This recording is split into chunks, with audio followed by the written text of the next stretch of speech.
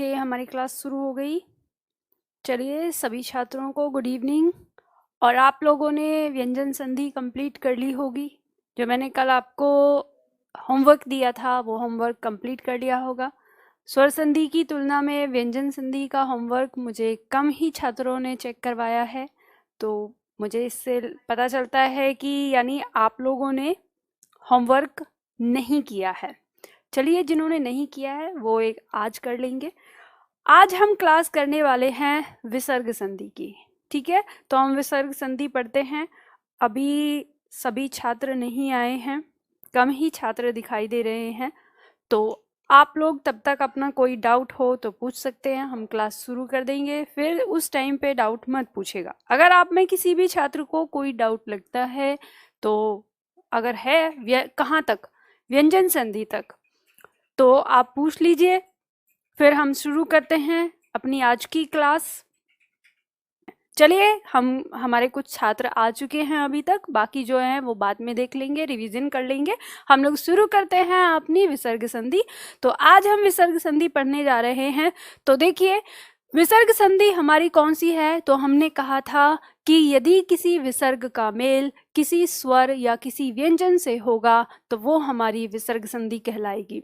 चलिए, तो शुरू करते हैं उसका नियम। सबसे पहले देखते हैं विसर्ग संधि की परिभाषा दी हुई है। यदि किसी विसर्ग का मेल किसी स्वर या व्यंजन से होता है तो वो उत्पन्न होने वाला विकार ही विसर्ग संधि कहलाता है। अब सीधे सीधे हम इसके नियम पर चलते हैं।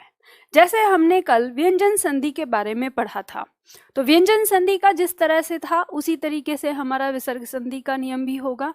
तो यहाँ पे नियम क्या कह रहा है कि यदि विसर्ग से पहले अ और बाद में अ अथवा प्रत्येक वर्ग का तीसरा, चौथा, पांचवा या अंतस्थ व्यंजन हो या फिर ह कोई वर्ण ह हो, तो जो हमारा विसर्ग है वो ओ में बदल जाता है। अब कुछ कुछ समझ में आया, कुछ कुछ नहीं समझ में आया, तो पूरा विस्तार से समझिए। हम इसका चार्ट बनाते हैं, ठीक है। चलिए, यहाँ पे चार्ट बनाते हैं। जैसे हमने कहा कि ये जो हमारा विसर्ग है, हम बात कर रहे हैं विसर्ग की, तो आपको पता है इधर हमारा प्रथम शब्द का अंतिम वर्ण होता है और इधर हमारा द्वितीय शब्द का प्रथम वर्ण होता है। तो हम अंतिम वर्ण की बात कर रहे हैं कि यहाँ हमारा ये विसर्ग है और इस विसर्ग से पहले यहाँ पे कोई अ आया है। ठीक है, विसर्ग से पहले कौन सा स्वर है? अ। तो अब इसको आप ऐसे समझेंगे कि सीधा सिंपल सा उस जो शब्द लिखा होता है उसके पीछे सिर्फ विसर्ग लगा होता है, कोई मात्रा नहीं होती। ठीक, तो यहाँ बात कर रहे हैं इसका मेल किससे हो रहा है हमारा?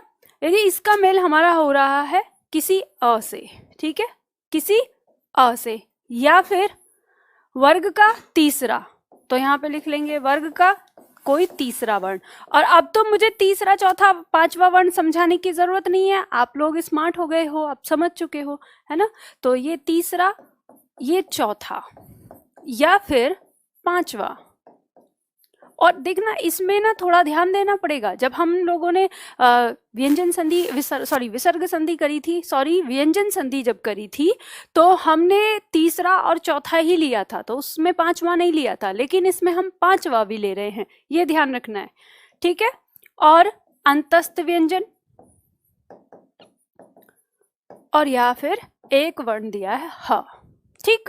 तो इनमें से कोई सा होगा, तो जब इनका हम आपस में मेल करेंगे, इनका आपस में मेल करेंगे, यानी दोनों जो शब्द हैं वो जब जुड़ेंगे, तो हमारा ये जो विसर्ग है, ये विसर्ग हमारा किस में बदल जाता है? ओ में बदल जाता है, ठीक है। और यहाँ पे जो कुछ भी लिखा है वो ज्यों का त्यों आ जाएगा, और यहाँ पे जो कुछ भी लिखा है वो ज्यों का त्यों आ जाएगा, ठीक है। और ये हमारा क्या हो गया? एक चार्ट बन गया। उतार लीजिए इसको, ये आपको ध्यान में रखना है, ये याद रखना है ना। तो इसको याद रखेंगे। अब इसमें उदाहरण हम देखेंगे। जैसे मैं नीचे एक उदाहरण लेती हूँ, आप इसको उतार लीजिए। मैं यहाँ पे लेके एक उदाहरण लूंगी। ये फॉर्मूला हो गया आपका, ठीक है। चलिए देखिए, जैसे मान लो कि हमने एक उदाहरण लिया, मन प्लस हर, मन प्लस हर। देखो अब आपको ना ये बात तो पता चली गई कि यहाँ पे विसर्ग लगाया ना, इसका मतलब ये संस्कृत ही शब्द है। तो मन होता है शब्द, लेकिन हम मना करके पढ़ते हैं तो वो संस्कृत में पढ़ते हैं, तो ये शब्द हमारा क्या है, संस्कृत का ही है। तो अब हम देखते हैं कि जब हम इस वर्ण की बात करते हैं तो इसका अंतिम वर्ण हमें यहाँ दिखाई दे रहा है ना। इससे पहले यहाँ इस पे कोई मात्रा नहीं है तो हमें पता चल गया इससे पहले क्या है, अ है, तो ये हम विसर्ग यहाँ पे रखते हैं। यहाँ पे हमारे पास क्या बचता है, ये बच रहा है शब्द, और इसका मेल किससे हो रहा है, इसका मेल हो रहा है हमारा ह से, इस ह से। तो जब हम इनका आपस में मेल करते तो ये जो हमारा विसर्ग है ये किस में बदलता है, ये ओ में बदल जाता है। अब यहाँ पे जो कुछ लिखा है वो ज्यों का त्यों आ गया, और यहाँ पे जो लिखा है वो ज्यों का त्यों आ गया।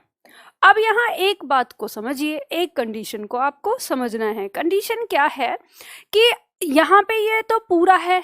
अब आप ये कहेंगे कि मैडम हमने यहाँ से ये निकाला था, तो आपको ये पता है, मैंने इसके बारे में आपको बता ही दिया है कि ये जो अह होता है, आपको पता है कि इसमें स्वर अ है और ये अलग लगा है, तो ये पता ही है आपको, तो ये पूरा ही है। लेकिन इसके साथ साथ आपको एक बात याद रखनी है कि हमारा जो ये अ है ना, ये आ क्या करता है, यदि इसके तुरंत बाद कोई भी स्वर आता है, कोई भी स्वर कौन सा, आ से लेकर और हमारा अह तक, ठीक है, कोई भी स्वर आता है आ से लेकर अह तक, मैं इसमें अनुस्वार भी ले रही हूँ, तो ये जो अ है ये अपना स्थान छोड़ के उसको स्थान दे देता है। तो आपको यहाँ पर ध्यान देना है कि ये जो मन हम इसके साथ जोड़ते हैं, तो ये अपना, ये जो अ है ये अपना स्थान छोड़ के इस ओ को दे देगा, तो आपको सीधा पता है कि ये क्या हो जाएगा, ये हो जाएगा, ठीक है। अ जब इससे बाहर निकलेगा और ओ को स्थान देगा तो ये हो जाएगा, और ये शब्द हमारा मनोहर हो जाएगा, ठीक। अगर मान लो आपको लगे कि मैडम हमें तो याद भी नहीं रहेगा, कंफ्यूजन सा रहेगा, तो उसके लिए आप ये तरीका अपना सकते हैं कि जब आप इस विसर्ग को बाहर निकालें, इस विसर्ग को, तो इसके नीचे हलंत लगा लें, ठीक है। अब जब आपने हलंत लगा लोगे इसमें, तो आपको ये करने की जरूरत नहीं है, फिर यहाँ हलंत रहेगा तो आप सीधा इस मात्रा को इसके साथ जोड़ देंगे। ये मैंने दोनों तरीके आपको बता दिए हैं, जो आपको सरल लगे और जो आपको समझ में आए उस तरीकों को अपना लेना, ठीक। चलिए उतार लीजिए, तो ये शब्द हमारा क्या हो जाएगा, मनः प्लस हर बराबर मनोहर हो जाएगा, ठीक। अब इसको आगे बढ़ते हैं, इसमें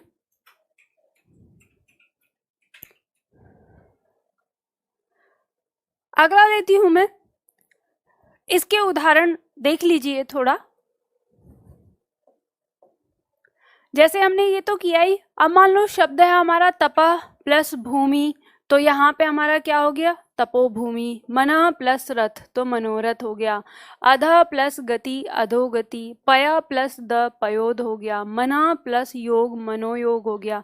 तपः प्लस बल तपोबल, और पय प्लस धन पयोधन, ठीक है। इस तरह से हमारा ये बन जाती है विसर्ग संधि। अब इसमें आपको एक चीज और ध्यान देना है, यहाँ पर दिया है अपवाद, ठीक है। अब ये अपवाद क्या है, ऊपर के नियम को तोड़ने वाली जो चीज है वो ध्यान दीजिएगा।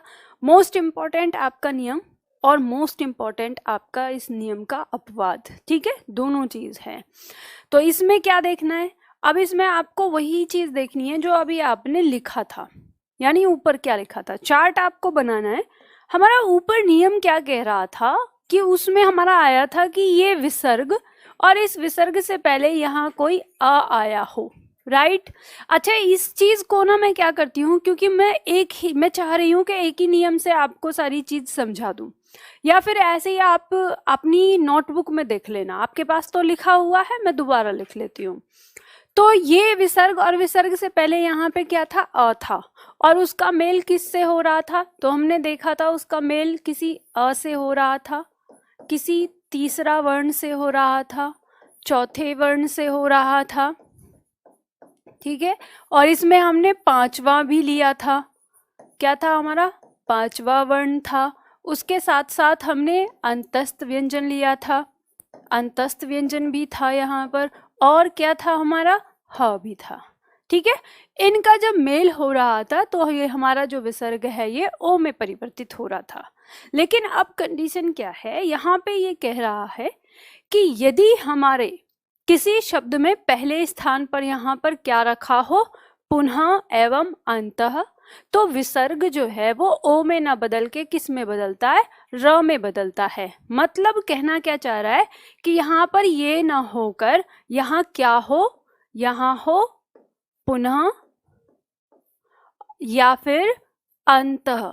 ठीक है, ये तो इन दोनों में आपको पता है कि विसर्ग से पहले क्या है, हमारा अ लगा हुआ है। तो ऐसी कंडीशन में भी क्या होगा, इन दोनों शब्दों के साथ यदि इनमें से किसी के साथ मेल होता है तो हमारा जो ये विसर्ग होगा ये परिवर्तित हो जाएगा र में। किस में परिवर्तित हो जाएगा, र में।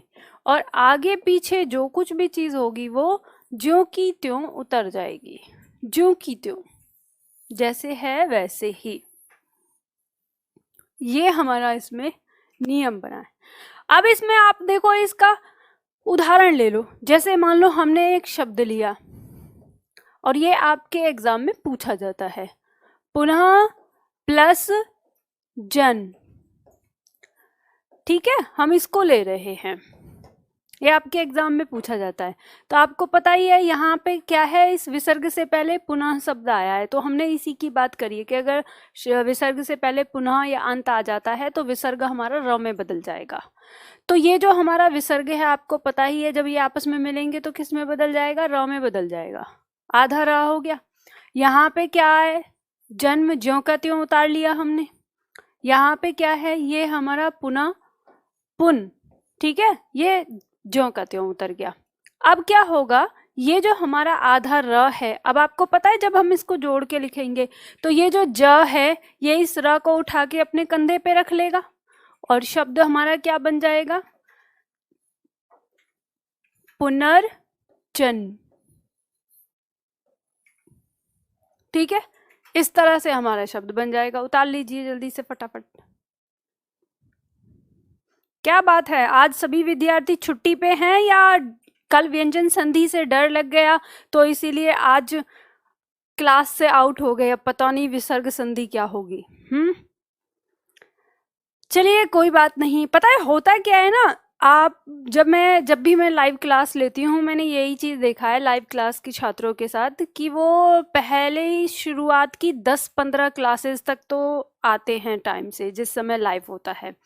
फिर उनके पास पता चल जाता है कि अब हमारे पास ना क्लास है 24 घंटे रहती है, तो फिर वो लापरवाह हो जाते हैं।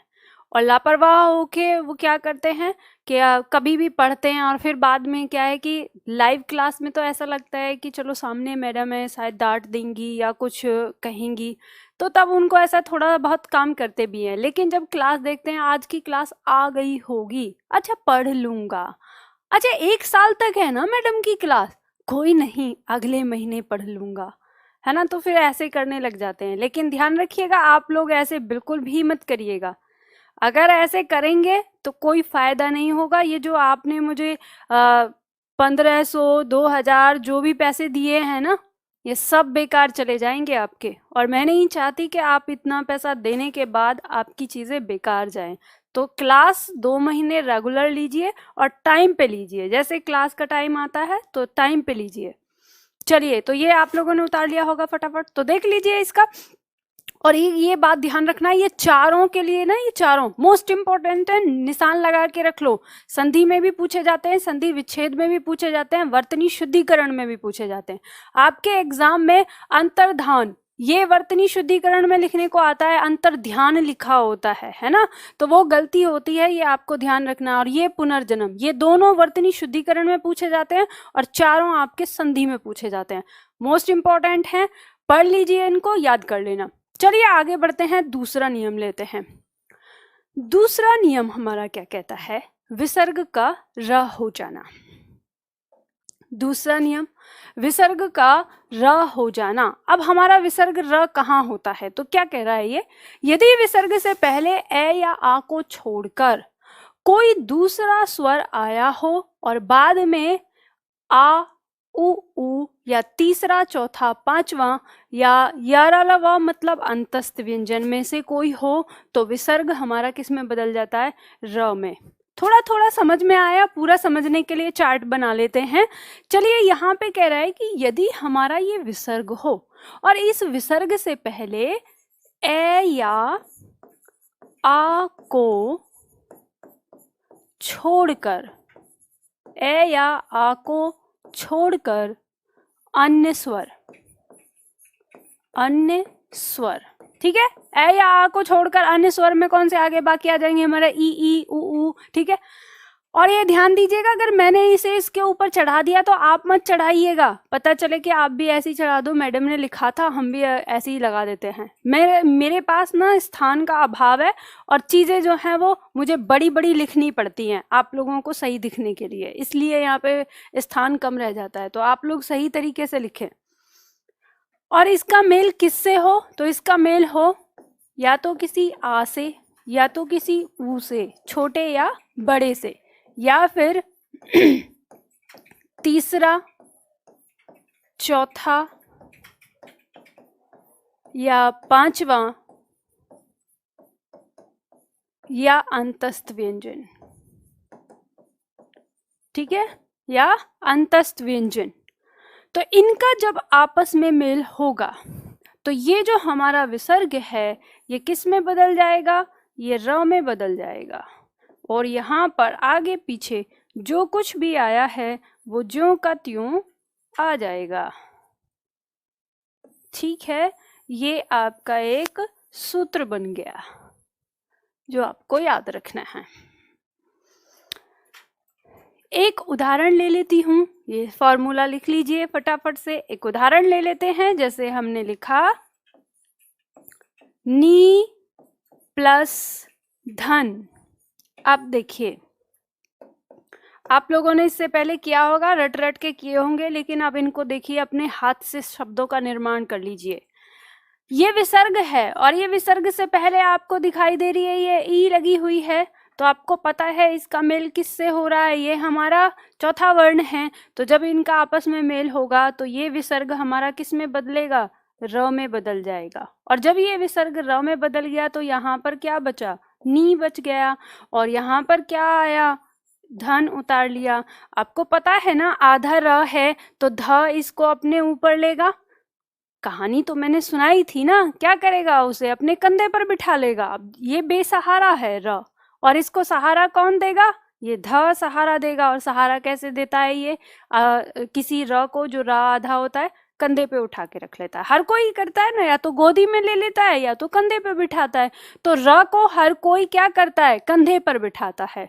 तो चलिए, आपको पता ही है, ये जो ध है ये अपने कंधे पर बिठा लेगा र को, और ये शब्द आ जाएगा। कितना आसान है, एकदम बढ़िया है ना। मुझे बहुत अच्छा लगता है संधि में पढ़ाना आप लोगों को। अब पता नहीं आप लोगों को संधि सीखना अच्छा लग रहा होगा या नहीं लग रहा होगा, या आपको लग रहा होगा मैम थोड़ा शुरुआत में तो बहुत इंटरेस्टिंग पढ़ाया और अब आप बहुत ज़्यादा टफ करती जा रही हो। ऐसा नहीं है, ख़त्म हो गई संधि, ठीक है। चलिए, तो ये चीज़, अब ये जो हम सीख रहे हैं ना, कल से लेके आज तक की क्लास में जो हम सीख रहे हैं, ये हम अपनी वर्तनी शुद्धिकरण के लिए सीख रहे हैं। ये हमारे एग्जाम में बहुत मोस्ट इम्पॉर्टेंट नहीं है। एक बार पढ़ लो मेरे साथ। अगर यहाँ से नहीं भी याद करना चाहते हो तो मत याद करिएगा, सिर्फ स्वर संधि याद करके अपने एग्जाम के लिए तैयार हो जाओगे, है ना। तो ये चीज हम जो सीख रहे हैं, ये सीख रहे हैं हम अपने वर्तनी शुद्धिकरण के लिए, शब्द निर्माण के लिए सीख रहे हैं, ठीक। चलिए, तो ये उतार लिया होगा। अब देखो, इसी में साथ ना एक उदाहरण और लेती हूँ। ये तो था, इधर भी आपका व्यंजन था, इधर भी, सॉरी, इधर स्वर आ गया था, इधर आपका व्यंजन। एक ऐसा उदाहरण लेते हैं जिसमें इधर हमारा ना स्वर आ जाए। जैसे ये 3 स्वर दे रखे हैं ना, इनमें से कोई, तो हम यहाँ पे लिखते हैं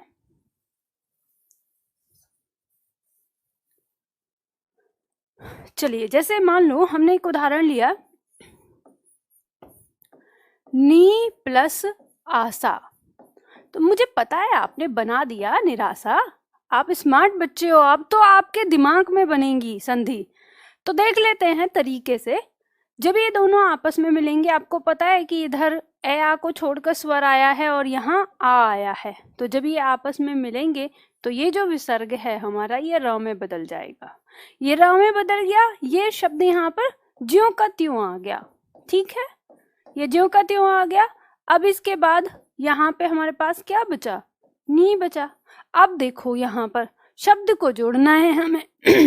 ये जो आ है ये जब इस व्यंजन के नजदीक आएगा तो ये इसको पूरा कर देगा। पूरा कर दिया, बचा हुआ टुकड़ा ये रख लिया, यहाँ पर बचा हुआ टुकड़ा रख लिया, शब्द क्या हो गया, निराशा हो गया ना। चलिए बहुत सुंदर, आप लोग अच्छे से काम कर रहे हैं, सीख रहे हैं चीजों को अच्छे से। उतार लीजिए जल्दी से, फटाफट आगे बढ़ते हैं फिर।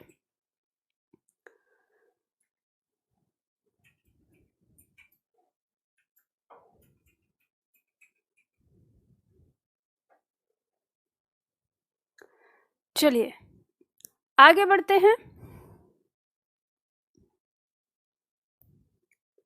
मैं सोच रही थी, मेरे मोबाइल में आपकी जो कमेंट्स थी वो रुक गई, एक ही जगह रुकी हुई थी। मैं सोच रही थी आज बड़े शांति से पढ़ रहे हो आप सभी लोग, कोई कमेंट नहीं कर रहा। थोड़ा सा आगे बढ़ा के पता चला कि आप लोग मानने वाले कहाँ हो, आप तो कमेंट करते ही रहते हो। चलो आगे ध्यान दो। यहाँ पर भी कई सारे ऐसे शब्द हैं जो हमारी वर्तनी शुद्धिकरण में पूछे जाते हैं। जैसे देखो आशीर्वाद, आपको पता है ना वर्तनी शुद्धिकरण। अगर आपने प्रीवियस क्वेश्चन पेपर देखे होंगे या आपने एक दो बार एग्जाम दिया होगा तो आपको ये पता चल जाएगा कि हाँ ये एग्जाम में पूछा जाता है। मैंने जितने भी उदाहरण उठा के लिए हैं ना वो सारे आपके प्रीवियस क्वेश्चन पेपर से उठा के लिए हैं ताकि आपको समझ में आए। ये वर्तनी शुद्धिकरण में पूछा जाता है, बहिर्मुख। ठीक है, जैसे आप देख लो, आपको पता है आराम से। अब ये यहाँ पे जो दिए हैं ना उदाहरण, इन्हीं उदाहरणों में से आपके उपसर्ग से भी पूछ लिए जाते हैं। आपको विसर्ग हटा देना, विसर्ग हटा के जितने बचेंगे सब उपसर्ग हैं आपके। उपसर्ग हैं तो आपके एग्जाम में जैसे मान लो आपसे पूछ लिया ये शब्द देके, दुर्बल शब्द में कौन सा उपसर्ग है, तो अब आपको देखो जब इसने उपसर्ग पूछा है ना तो आपको दू नहीं लगाना, क्या लगाना है, दुर लगाना है। वो कैसे, क्योंकि ये जो विसर्ग है हिंदी में आते आते ये विसर्ग जो है किस में बदल जाता है, र में बदल जाता है।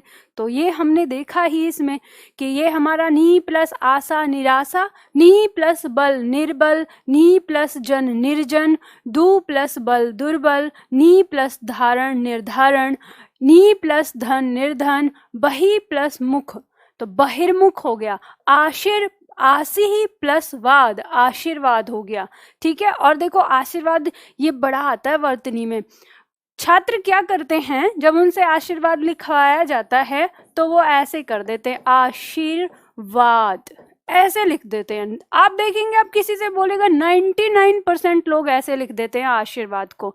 तो ध्यान दीजिए वो क्यों करते हैं, मैं बताती हूँ इनकी गलती क्यों करते हैं। गलती ये करते हैं जैसे ही आशी के बाद उनको र का साउंड सुनाई देता है और यहाँ पे पेन उठा के ना वो सीधा यहीं पे मात्रा लगा देते हैं। वो सोचते हैं मात्रा यहीं पे होगी, लेकिन उनको क्योंकि ये इस बात का ज्ञान नहीं है कि जब भी कभी र हमारा रेफ रूप में आता है तो उसका उच्चारण उस वर्ण से पहले होता है जिस वर्ण के ऊपर वो लगा है। तो ये चीज उसे पता नहीं होती कि यहाँ लगा देने से इसका उच्चारण यहाँ चला गया और ये आशीर्वाद नहीं आशीर्वाद हो गया, तो गलती हो जाती है ना।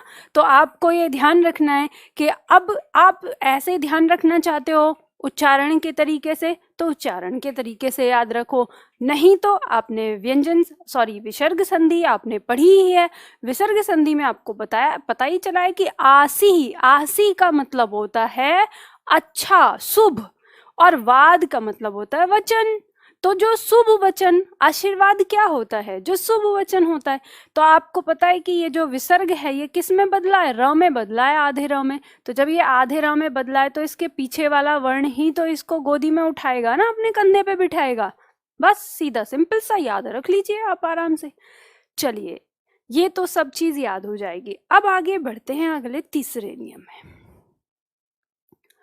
तीसरा नियम क्या कहता है, देखो विसर्ग संधि जो है ना वो आपको यूं चुटकियों में याद हो जाएगी। एक बार इसके 4-5 ये नियम देख लो, इन नियमों को बिल्कुल शॉर्ट और एक समरी ना कहते हैं चुटकी बजा के, जितना आपका स्वर संधि का एक शॉर्ट किया था उससे भी बिल्कुल छोटा सा शॉर्ट हो हमारा किसका होता है, विसर्ग संधि का होता है।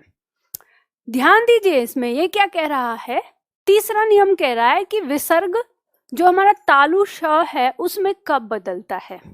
तो बता रहा है कि यदि विसर्ग के पहले कोई स्वर आया हो और बाद में क्या हो, च छ हो या श तालु वाला श हो, तो हमारा विसर्ग जो है वो किस में बदल जाता है, तालु श में बदल जाता है।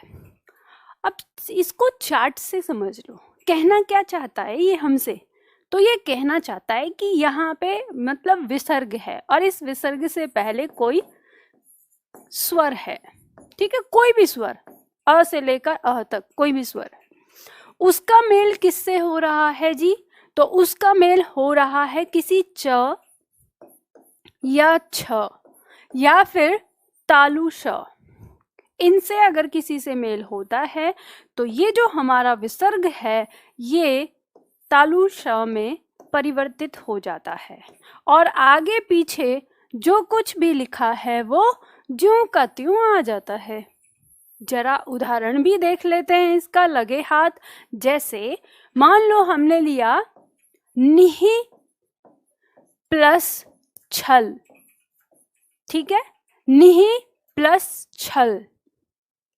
अब यहां पर देखो कि ये हमें दिया है विसर्ग है, विसर्ग से पहले ई आया है, कोई भी स्वर आए हमें उससे कोई मतलब नहीं। विसर्ग के बाद क्या आया है, छ, तो इसका मेल इससे होता है, तो ये हमारा विसर्ग किस में बदलेगा, तालु श में बदल जाएगा। तालु श में बदल गया, यहाँ पर बचा हुआ टुकड़ा लिख दिया, यहाँ पर बचा हुआ ये शब्द उतार लिया। अब इसको जोड़ दीजिए, जब हम इसको ऐसे लिखेंगे तो आपको पता है ये जब इसके नीचे हल लगा है यानी ये वर्ण हमारा हलंत है, तो हम इसके नीचे क्या करेंगे, तालु श को ऐसे लिख देंगे, ऐसे लिख दिया जाता है, छ ऐसे आ जाएगा और शब्द हमारा क्या हो गया, निश्चल।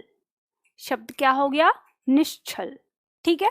ऐसे ही हमारे बहुत सारा है, नी प्लस चिंत तो निश्चिंत हो गया, दु प्लस शासन दुशासन हो गया, ठीक है। नी प्लस छल निश्चल अभी किया हमने, दु प्लस चरित्र तो दुष्चरित्र हो गया।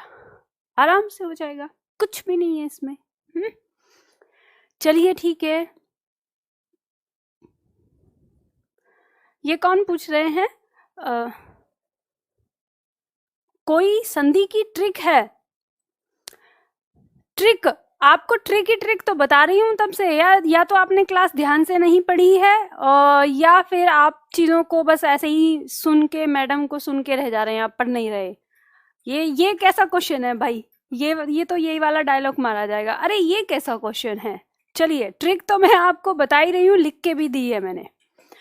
चलिए देखिए अब दूसरा, इसमें तीसरे का जो बी है यानी ब, ये क्या कह रहा है कि विसर्ग का मूर्धा श में, श मूर्धा श, इसमें परिवर्तन कब होता है, तो कह रहा है कि यदि विसर्ग से पहले छोटी ई या छोटा ऊ आया हो और बाद में उसका मेल किसी क ख ट ठ प फ में से किसी भी वर्ण से हो तो विसर्ग का क्या हो जाता है, मूर्धा श या फिर कहें षटकोण वाला श, ठीक है।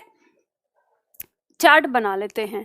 कह रहा है कि यहाँ पर विसर्ग और इससे पहले कोई ई या ऊ आया हो और इसका मेल किससे हो रहा हो, किसी क ख ट ठ प फ इनमें से किसी से हो रहा हो, तो क्या होगा, ये जो हमारा विसर्ग है ये चेंज हो जाएगा हमारे मूर्धा श में। आगे पीछे जो कुछ लिखा है वो ज्यों का त्यों आ जाएगा। चार्ट बन गया। उदाहरण देख लेते हैं, जैसे मान लो हमने शब्द लिया निहि निहि प्लस कपट, निहि प्लस कपट। अब देखिए इसको कर लीजिए आगे, विसर्ग का मेल किससे हो रहा है? क से हो रहा है। जब इनका मेल होगा तो ये विसर्ग किस में बदलेगा? हमारा मूर्धा श में बदलेगा। पूरा शब्द ज्यों का त्यों आ जाएगा। अब आप पेन मत चलाइए, आप साथ की साथ मत लिखा करिए। जब मैं लिखना बंद करूं उसके बाद लिखिए। आप कहेंगे मैम आप टाइम तो देती नहीं है, ये भी समस्या है ना। उतार लीजिए इसको, लेकिन पहले समझ लीजिए, ठीक है। देखिए यहाँ पर अब जब हमने इसको देखा तो आपको पता है ना ये आधा बनेगा जब हम इसको पूरा करेंगे। चलो मैं थोड़ा आराम आराम से ही पढ़ाऊंगी। आधा श हो गया और पूरा शब्द लिख दिया। क्या हो गया हमारा? निष्कपट हो गया। स्मार्ट हो आप जल्दी से बना रहे होंगे। जितने मैं बना के यहाँ लिखती होंगी ना, इतने तो आप अपना दिमाग लगा ले रहे होगे, जानती हूँ मैं। स्मार्ट बच्चे हो, निधि एकेडमी के बच्चे हो, है ना। चलिए फटाफट से उतार लीजिए इसको और यहाँ पे भी समझ लीजिए। जैसे हमने लिखा यहाँ पे धनु प्लस टंकार तो धनुष टंकार हो गया। नी प्लस प्राण तो निष्प्राण हो गया, ठीक है। नी प्लस कंटक निष्कंटक। नी प्लस ठुर निष्ठुर। नी प्लस फल निष्फल, ठीक है। इस तरह से हो गया। चलिए जल्दी से फटाफट से कर लीजिए।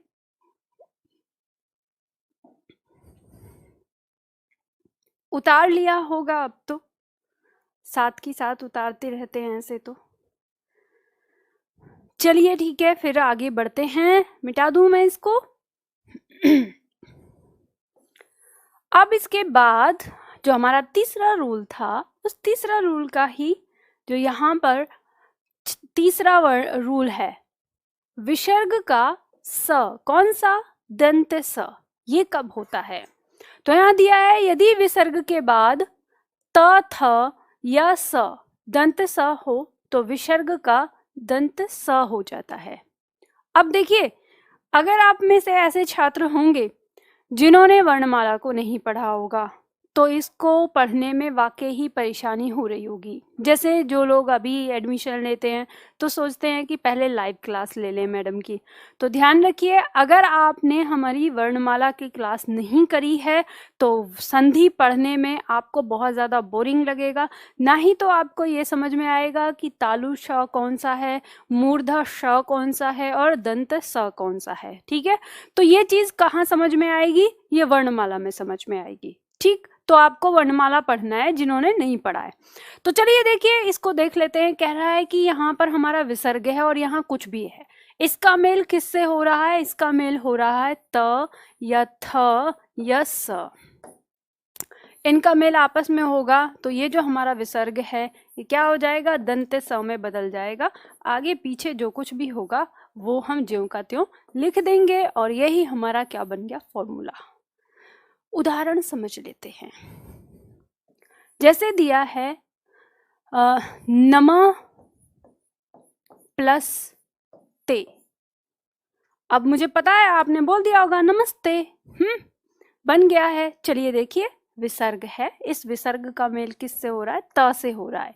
जब ये लोग आपस में मिलेंगे तो ये जो हमारा विसर्ग है ये किस में बदल जाएगा? षटकोण स में। सॉरी, षटकोण में नहीं, दंत स में, ठीक है। दंत स में बदल जाएगा। और यहाँ जो कुछ है ते, ये उतर जाएगा और यहाँ पे जो कुछ भी है ये उतर जाएगा।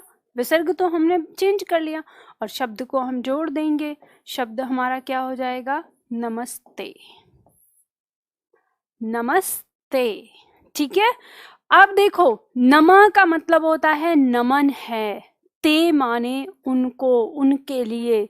अब उनको, उनके लिए यहाँ पे किस लिए आया है? तो जो सुपरनेचुरल पावर है, जो इस सृष्टि को चला रही है, एक अदृश्य शक्ति, उसके लिए कहा गया है। हम तो जब ये ध्यान रखिएगा, जो लोग नमस्ते करते हैं तो इसका मतलब क्या होता है? ऐसा नहीं कि जैसे सिंपल है कि हम, बहुत से लोगों को आपने सुना होगा राम राम कहते हैं, जय माता दी कहते हैं या राधे राधे बोलते हैं। तो जहाँ पे जो देवी देवता हैं उसके इलाके के लोग वैसे ही बोलते हैं। और अगर ऐसी स्थिति में, ऐसी जगह पे अगर आप जाते हैं और वहाँ आप नमस्ते करते हैं तो कुछ लोग बोलते हैं अरे भगवान का नाम ले लिया करो, क्या नमस्ते वमस्ते करते हो। तो आज के बाद ये चीज़ बता देना कि नमस्ते का मतलब भी वही होता है। हम कहते हैं सामने वाले से नमस्ते, वो भी कहता है नमस्ते। तो जानते हैं जब हम किसी से मीटिंग कर रहे हैं, किसी से मिल रहे हैं और उसे हम नमस्ते बोलते हैं, तो हम सबसे पहले ईश्वर को लेकर आ रहे हैं, नमन है उनको। उनको किनको? इस सृष्टि को चलाने वाले को। तो सामने वाला भी वही बात दोहराता है नमस्ते की, हाँ नमन है उनको। तो हमारी शुरुआत ही क्या होती है? पॉजिटिव होती है।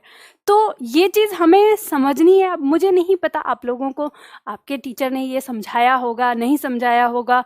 जैसे अगर हम अपनी संस्कृति की बात करें तो हमारी संस्कृति तो खैर अलग ही है, उसका तो कहीं कोई जोड़ ही नहीं है, वो एकदम बेजोड़ है।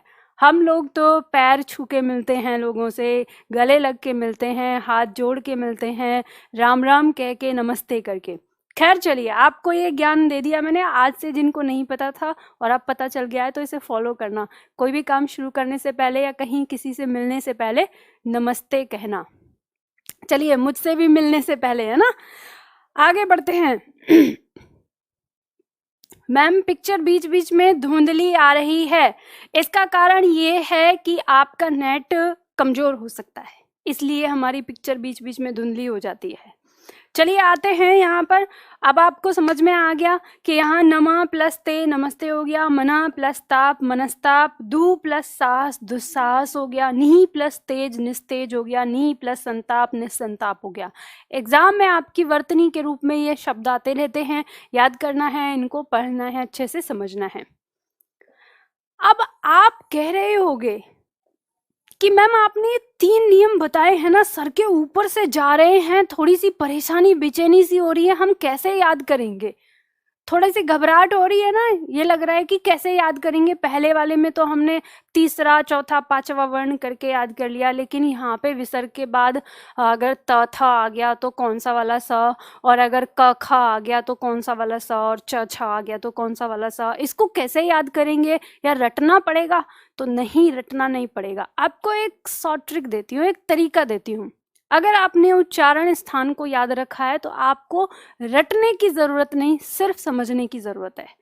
देखो, रूल आपके पास लिखे हुए हैं, अभी आपने लिखे हैं, मैं यहाँ पर एक पॉइंट लिख रही हूँ, उससे आपको समझाती हूँ। देखो क्या लिखा है मैंने यहाँ पर। लिखिए कि हमारा प्रथम और द्वितीय वर्ण कौन सा है, वो तो याद है ना आपको, प्रथम और द्वितीय। तो क ख च छ और ट ठ त थ प और फ। ठीक है, ये आपके क्या हैं? प्रथम और द्वितीय वर्ण हैं। और इन्हीं में हमारी क्या है, ये जो तीनों संधि हैं, यानी हमारा अ ब स, रूल नंबर अ ब स इसी में ही है। कैसे? तो देखो, जब हमने रूल नंबर पहला किया, कौन सा? अ, तो उसमें हमने कहा था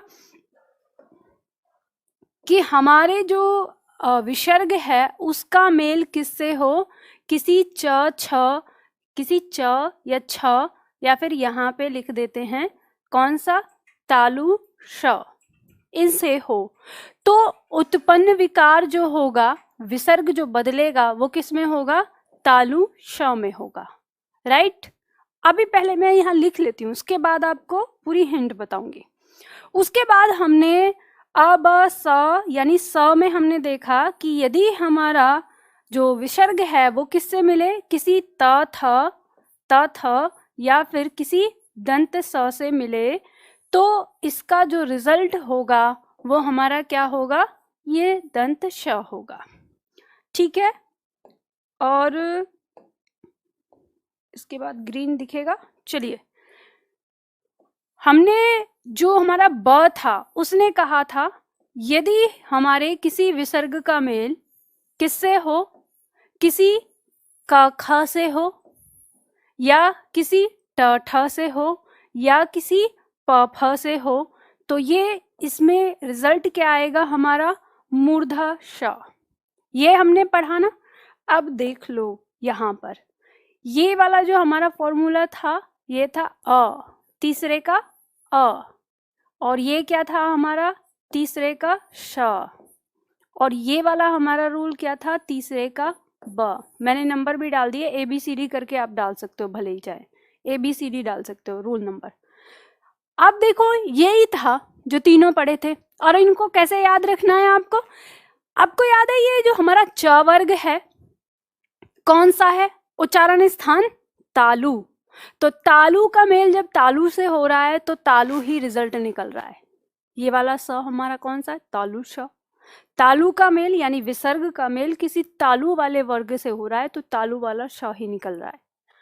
फिर हमने यहाँ पर देखा ये जो हमारा त है ये क्या है? दंत है। तो दंत से त थ द ध बोलते हैं ना हम, दंत से।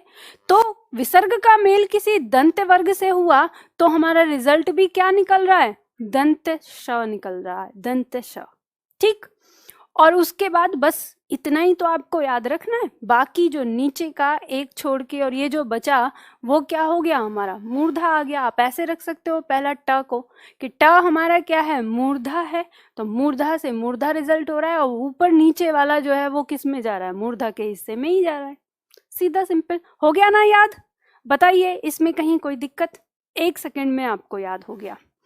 चलो तो ये उतार लो आप जल्दी से फटाफट।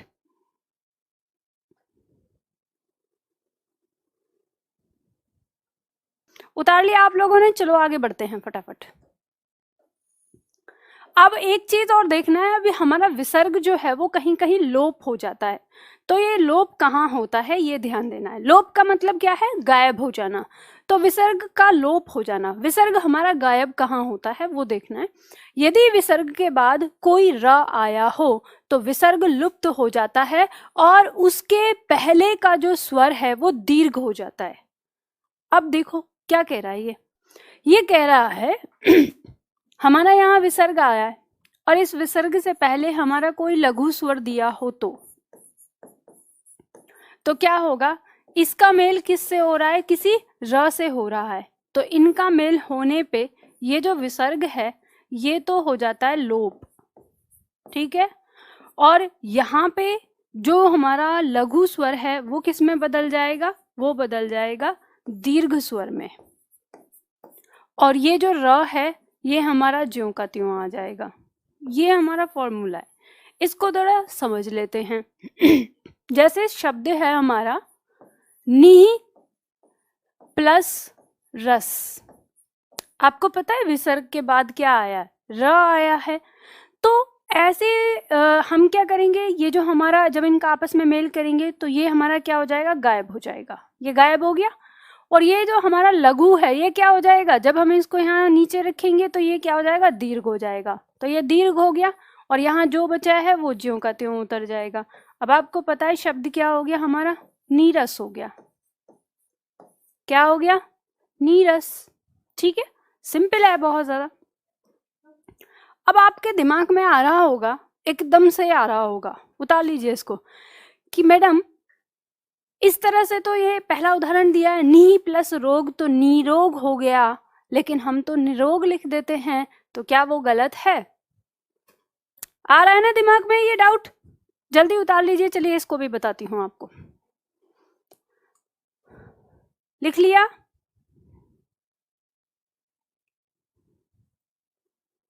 मैम आज लास्ट क्लास है संधि की। अरे हाँ लास्ट क्लास है संधि की। आप लोग पक गए क्या संधि से? तब तो बोल रहे थे आप लोग कि मैम आराम आराम से पढ़ाना 6-7 क्लास में।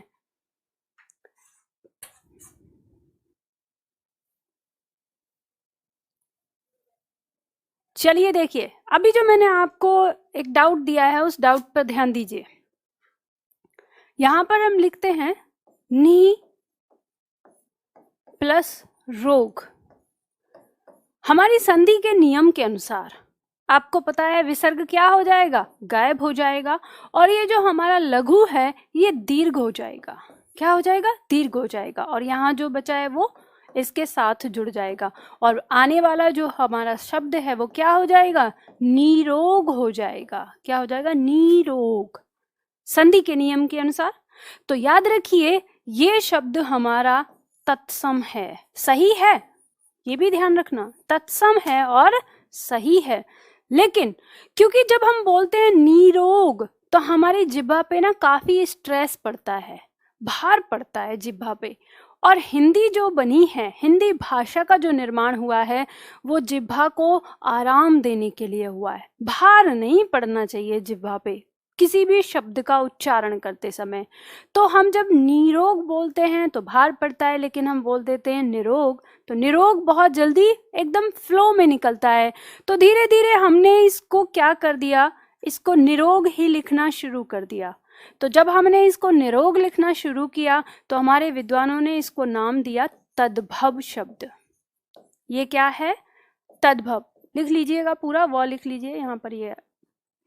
तो ये हमारा शब्द क्या हो गया, तद्भव। तो अब आपको ध्यान देना है, अगर तत्सम तद्भव में कभी आ जाता है तो बड़ी ई की मात्रा वाला निरोग तो तत्सम और निरोग ये तद्भव। ये ध्यान रखना, दोनों शब्द सही हैं। आप कुछ भी लिखिए, ऊपर वाला लिखिए, नीचे वाला लिखिए, जो भी आपको लिखना है। वैसे अमूमन लोग जो हैं वो इसी को लिखने में प्रयोग करते हैं, और लिखने में प्रयोग करते हैं तभी वो हमारा तत्सम से तद्भव बना है। ठीक है, आगे बढ़िए।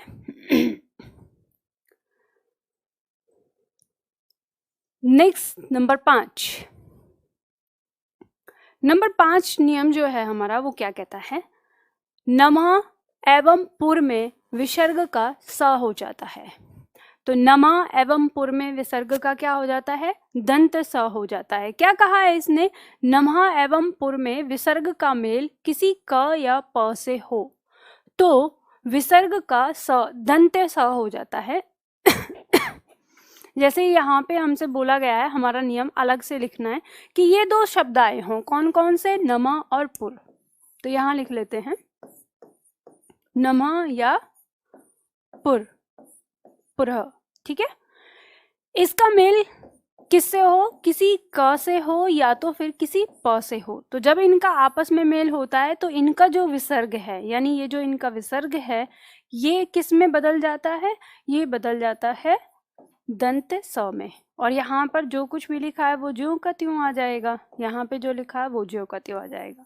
तो ये इसका नियम हो गया। और जैसे उदाहरण आपका दिया है, आपको पता है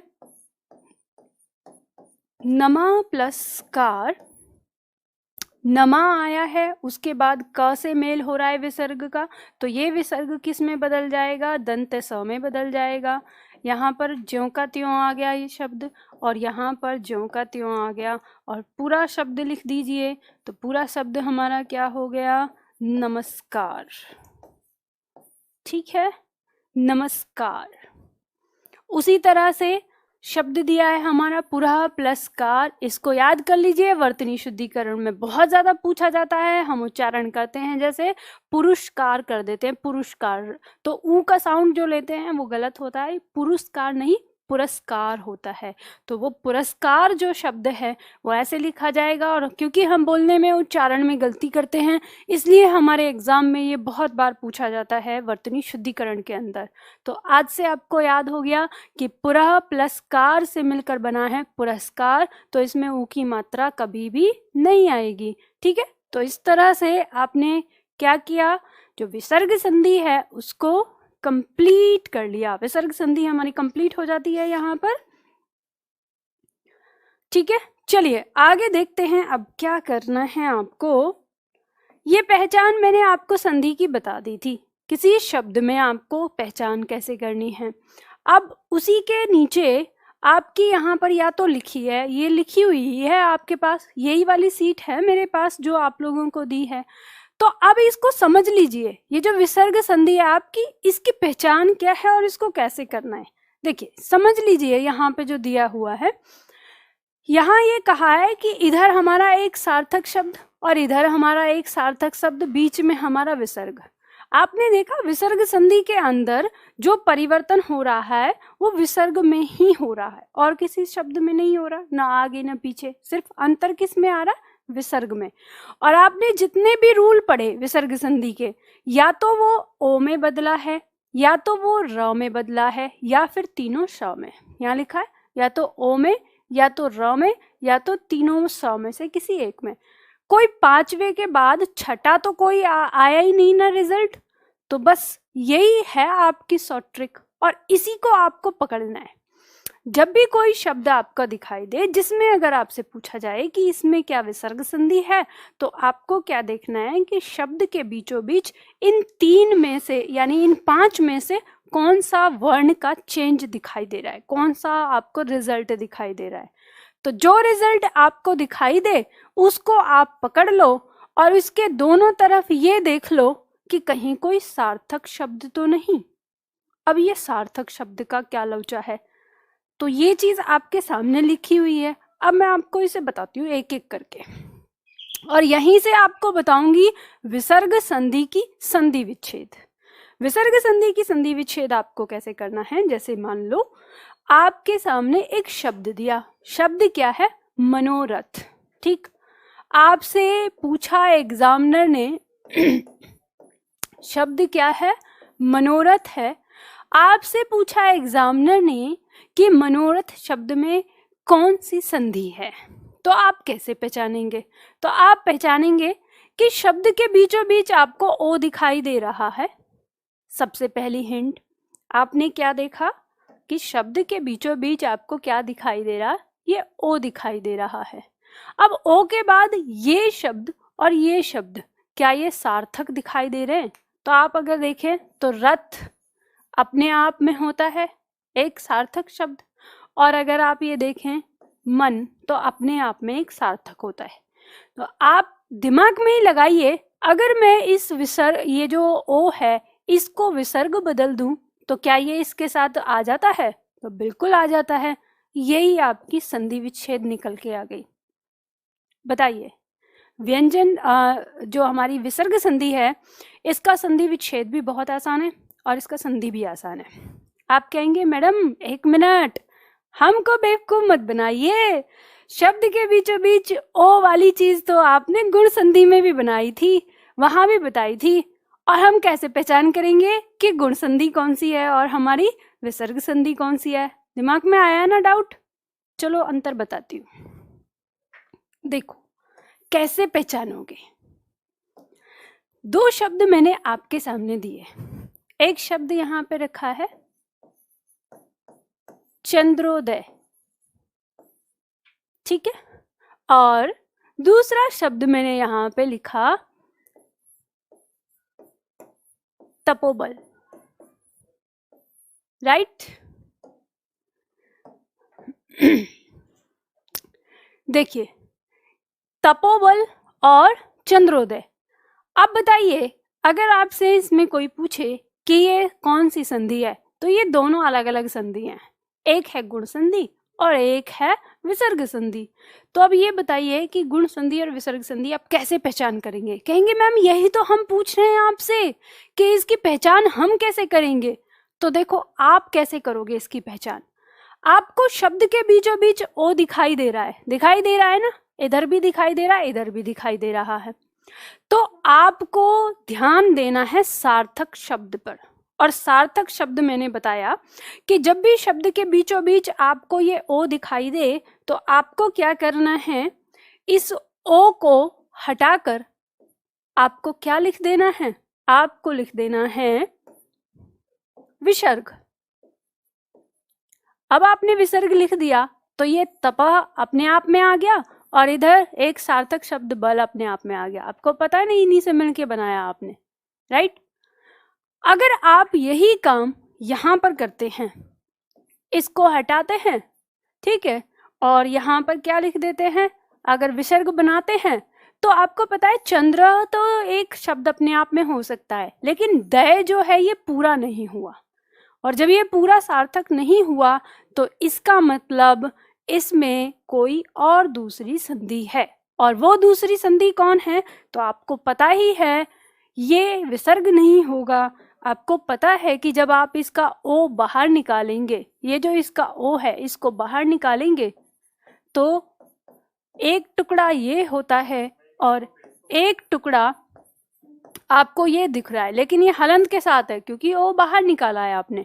और आपको पता है कि ये ओ किससे बना है, इधर या तो कोई ए या तो कोई आ का मेल किससे हो रहा है, या तो किसी छोटे ऊ से हो रहा है या तो किसी बड़े ऊ से हो रहा है। और आपको पता है आप इधर इसको पूरा कर लेंगे, उदय और उदय ये लिख लिया।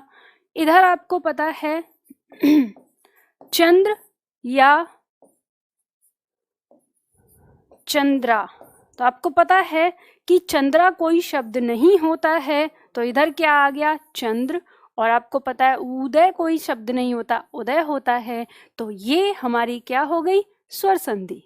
और स्वर संधि में भी कौन सी, गुण संधि। तो आप पहचान कर सकते हैं। ऐसे ही एक और उदाहरण दे देती हूँ। अभी आपको लग रहा होगा मैडम थोड़ा थोड़ा सा समझ में आया, पर अभी थोड़ा सा कंफ्यूजन है। तो देखो, जैसे इसको मैं हटा देती हूँ, दूसरा शब्द इसके जैसा बताती हूँ। जैसे मान लो शब्द आपके सामने दिया वीरोचित, तो वीरोचित शब्द दिया, इसके भी शब्द के बीचों बीच में क्या दिख रहा है आपको, ओ की मात्रा दिख रही है, राइट। तो आपको पता है अगर आप इसको करें जैसे हमने क्या की, ये तो समझ में आ गया आपको एकदम से कि मैडम हम कर देंगे। जैसे मनोरथ दिया है तो मना प्लस रथ, जैसे तपोबल दिया है तो तपा प्लस बल, जैसे तपोभूमि दिया है तो तपा प्लस भूमि। सही आ रहा है ना, तो ये तो आ जा रहा है आपसे, है ना। अब यहाँ पे आपको ये देखना है, जैसे ये वाला शब्द है तो आपको पता है ये जो ओ है, ये वीर तो आपको मिल जाएगा इधर, लेकिन ये वीर भी जब आप इसको अगर हटाते हैं तो ये भी क्या है आपका, सॉरी,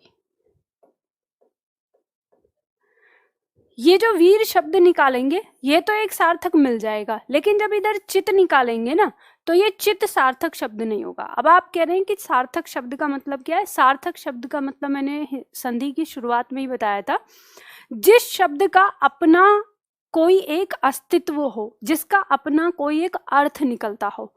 ये अर्थ, अस्तित्व, ये सारी चीजें क्या है, इनका मतलब क्या है। तो देखो ऐसे समझो, जैसे मैंने आपको पहले ही बताया कि अगर मैं बोलती हूँ सेब, तो सेब जैसे ही मैंने कहा तो आपके दिमाग में वो जो खाते हो ना आप सुबह में फल सेब, उसकी फोटो बन गई, या तो उसकी फोटो बनी या तो फिर ऐसे लिख के आया कि भाई सेब। मैंने कहा हाथी, तो आपके दिमाग में ना दो चीज आई, या तो जैसा हाथी होता है वैसा बना, या फिर आपको हिंदी में हाथी ऐसा लिखा हुआ दिखा होगा। ये दो ही चीजें, क्योंकि आपने हाथी को ऐसे ही देखा है, या तो हाथी को प्रत्यक्ष देखा है या तो फिर यहाँ ऐसे लिखा हुआ देखा है। तो दिमाग क्या क्रिएट करता है आपकी, वही फोटो क्रिएट करता है।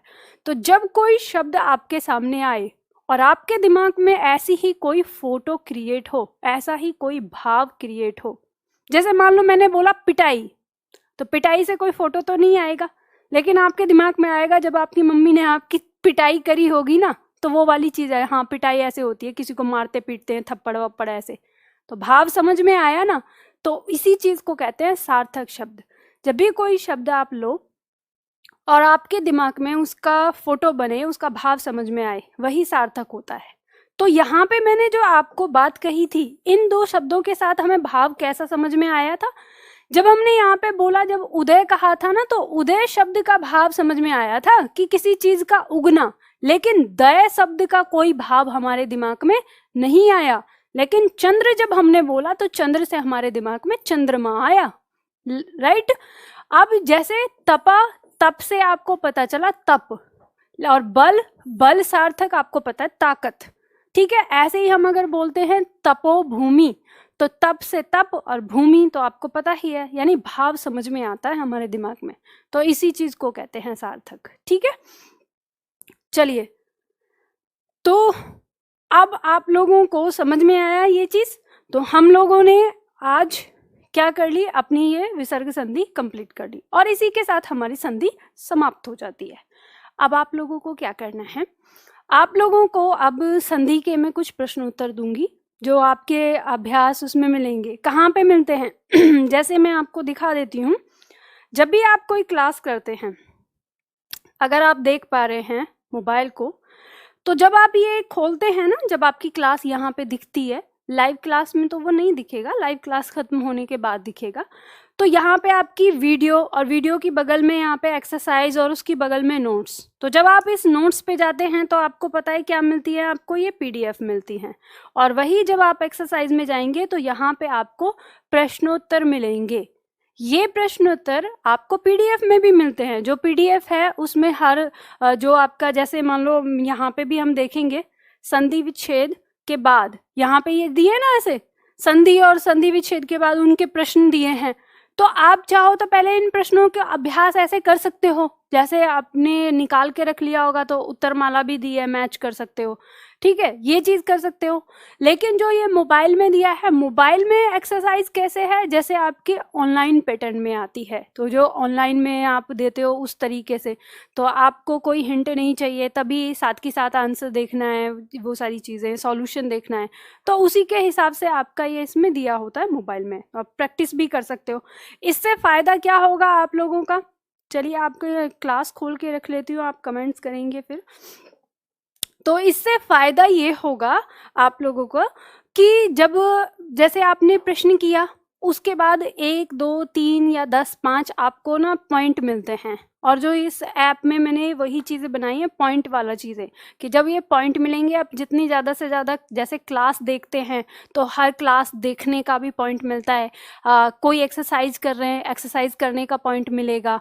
फिर ये चीज़ें, ये पॉइंट जुड़ते जाएंगे, तो इन पॉइंट से आप क्या कर सकते हैं, तो कुछ टेस्ट सीरीज में आपके ऐसे पेपर हो सकते हैं जिनको आप उस पॉइंट को यूज़ करके उनको खोल सकते हैं, कुछ क्लासेस ऐसी चीज़ें हो सकती हैं। तो ये एक तरीके से आप लोगों को हिंदी में इंटरेस्ट पैदा करने के लिए ये चीज़ें बनाई गई हैं, तो आप इन चीज़ों को कर सकते हैं। तो फिर आज इतना ही करते हैं, और संधि हम लोगों की ख़त्म हो गई है।